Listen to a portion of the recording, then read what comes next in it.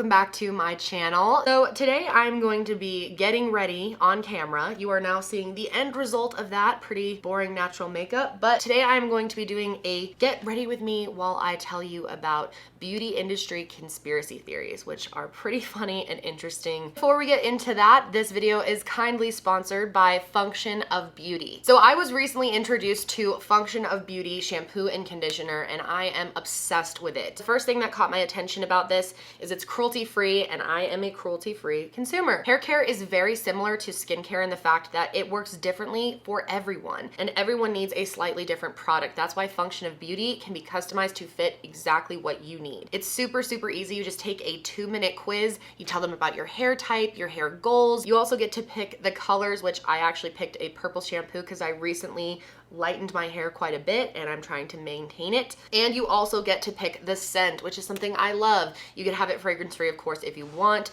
but you can also add a scent. And I added eucalyptus, which is my favorite for hair, and it is so invigorating, refreshing.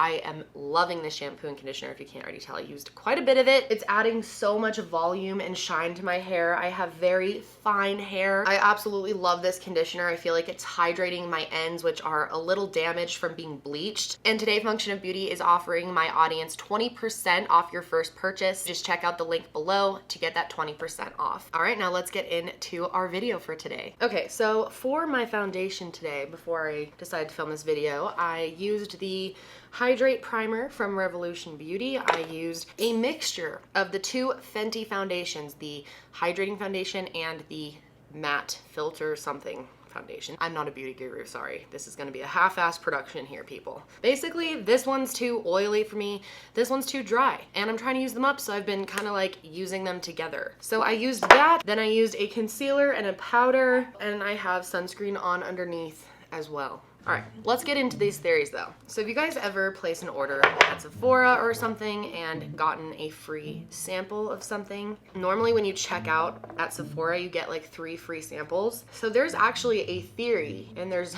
zero evidence for this theory, but it's kind of interesting to think about. And there is a theory that those samples are actually filled with better quality product than the actual full size. For example, maybe they send out, you know, a really bomb version of this Fenty foundation. I'm not accusing them, I don't know. And it works really well for you, and maybe its performance is better because it has better quality and it makes you want to go out and get the full size. But the truth is that maybe the quality of the sample size is slightly better than the actual product.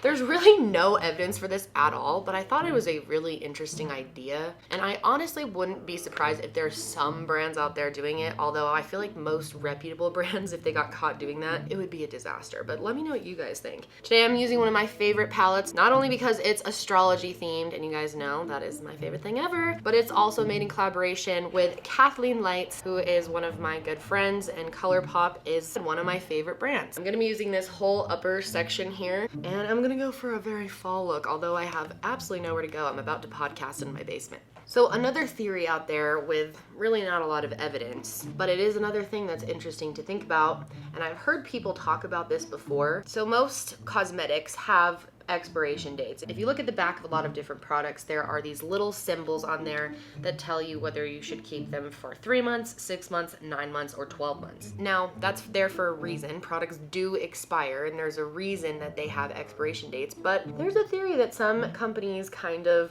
take the safer route and have them expire a little earlier in hopes that people will buy another bottle sooner than they would otherwise. I don't know, I feel like it's a bit of a stretch, but like I said, I feel like there's some sketchy companies out there, and I wouldn't be surprised if someone has tried to do this. All right, so I'm not sure how many of you remember this, but a few years ago, there was a giant scare and purge of products that contained parabens, hair products that contain parabens. It's become basic consumer knowledge to not use parabens. Oftentimes people are looking for products without parabens, including me. I mean, I haven't been using any parabens in my shampoo for years since this happened. Is that for good reason? Or is there a marketing strategy behind all this? Since a lot of people ended up hearing about this whole paraben-free thing, a lot of people will only buy hair products that are paraben-free. Parabens are chemicals that act as preservatives. They are also used in a bunch of our skincare products, hair care products,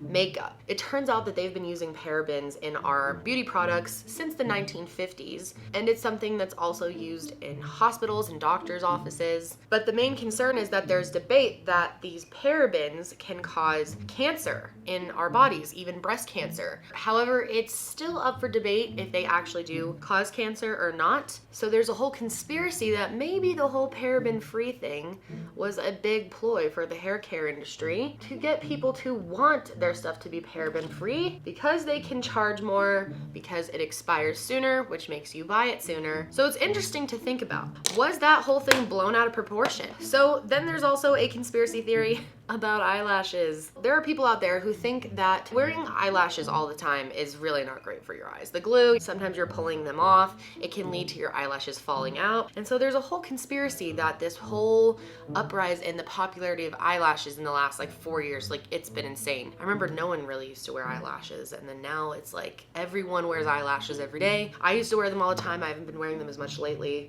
because they're not great for your eyelashes. But there's a theory that they purposely want your eyelashes to be a hot mess so that you'll have to continue purchasing fake ones. Sounds like a bit of a stretch to me, but hey. What do you guys think? And I know I'm gonna get so many comments. Kendall, don't pull your eye. You're gonna get a wrinkle. Bitch. Wrinkles are beautiful, honestly, and they're part of life. And I'm just not talented enough to put it on without pulling my lid out. That was the longest sentence you've ever heard. But basically, some people believe that there is a specific chemical in the glue that might make your eyelashes actually fall out or damage them. Now, that is definitely not confirmed, but it's an interesting theory. Okay, so the next theory is that the whole airline industry banning things that are over 3 ounces is just a ploy to get you to buy sample size things within the airport. But they say the reason that they do that is because they don't want people to be able to mix up a concoction and do something bad on an airplane. But there's a whole theory that it's all just a ploy to get you to buy makeup. How many of you guys have been to an airport recently and have seen like a benefit little like vending machine where you can get makeup from? I've seen more and more airports having full on like MAC cosmetic stores and Sephora's and all this shit. When you walk right in, like the selling has really amped up since we had the whole 3 ounce rule, which I find to be really interesting because sometimes you get over that gate and you're just like, I need something, and they made me throw my foundation out and I need a new one. I don't know if they're necessarily that coordinated to pull off such a thing, but I did find that theory kind of interesting. Now this next theory I've always wanted to talk about, but there's not enough information to make an entire video on it, but I'm sure a lot of you have heard of this theory. Perfect time for me to do some lip products. There is a theory out there that some companies put little fiberglass pieces in your lip products to cut your lips, make them worse. Therefore, you will continue to repurchase the product. Now, the companies that people really think do this are Blistex and Carmax. Just realized I didn't tell you like any products, but this is the Essence mascara. I'm using the Stila liner. And honestly, who cares about the rest? One of the main ingredients inside of Carmex is salicylic acid, which is typically thought to be an acne product. It's actually used to dry out your skin in order to clear out extra oil and possibly clear up acne in some cases. Doesn't work for me. So of course people are like, what a strange ingredient to have inside of a lip balm. Carmex has actually responded to this criticism and said that the only reason that it's in there is because it acts as an anti-inflammatory and like pain reliever, and Carmex kind of acts as a medicated lip balm. So it's kind of interesting to think that maybe this ingredient actually does dry your lips out more, causing you to have to buy more of it. Now, the whole fiberglass conspiracy is a whole different thing. People just claim that, their lips end up more chapped after using it, but there's no real evidence that, it it actually contains fiberglass. Imagine if it, like, on the back it said contains fiberglass. But a lot of people out there claim that they are addicted to Blistex or Carmax, and maybe it's because it dries them out and they constantly have to reapply it. So they think they have these chronically dry lips, when in reality, it's the product that they're putting on, which I'm not sure if that's true, but I want to know what you guys think of that one, because a lot of people have requested that I talk about that. All right, so the next conspiracy theory I'm pretty sure is 100% true, and I don't really think it's a theory, but it is the idea that makeup companies, especially launches, like big launches, product collections, you know, limited edition stuff, or collab products, like launching with an influencer, that companies will pretend that they're out of stock in order to make it look like there's more interest in the product than there actually is. And I am almost certain that this is true.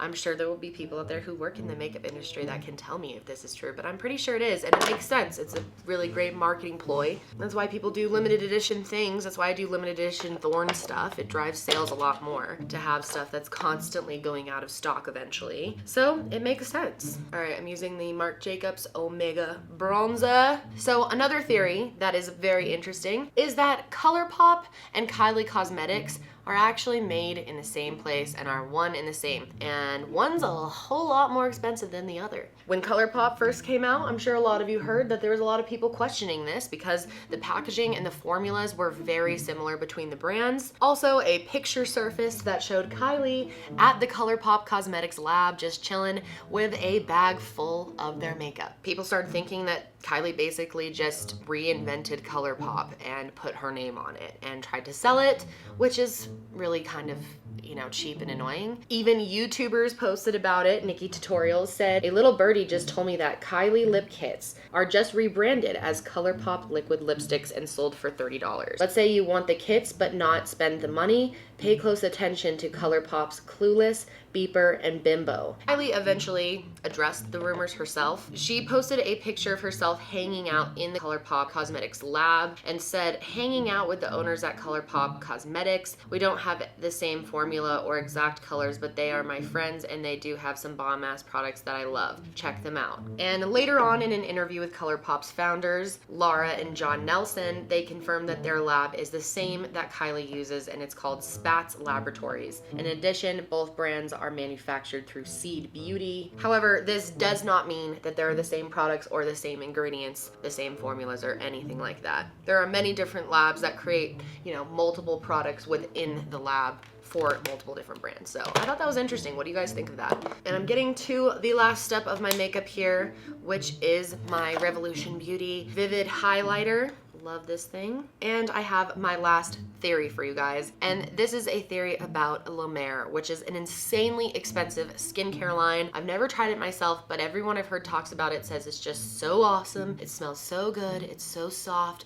It makes your skin just amazingly clean and soft and smooth and whatever. And there are a lot of theories actually surrounding this brand, which is interesting. This is owned by Estee Lauder. And the main thing that a lot of celebrities use is their moisturizing cream. It is so overhyped. People say it's like the best cream in the world, and the cream is advertised as a total miracle worker for your skin. On their website, they literally advertise that this cream was invented by a NASA aerospace physicist named Dr. Max Huber. And the story goes that he suffered from burns in the lab from an explosion, and so he invented this cream to help heal his burns. And now they sell this moisturizer, and this is gonna blow some of you away, for $335 for only 2 ounces worth of product. Now, like I said, some people absolutely swear by this La Mer cream, and I'm not sure because I haven't used it myself, but a lot of people think that it's a big marketing scheme and a total load of BS. Some people think Dr. Huber was literally completely made up, and when you Google him, nothing comes up about the guy. It seems like something like that you'd be able to find. It seems kind of like a fantastical story. When you do you Google his name, nothing comes up from NASA, definitely not anything from NASA, and mostly stuff about this conspiracy theory comes up.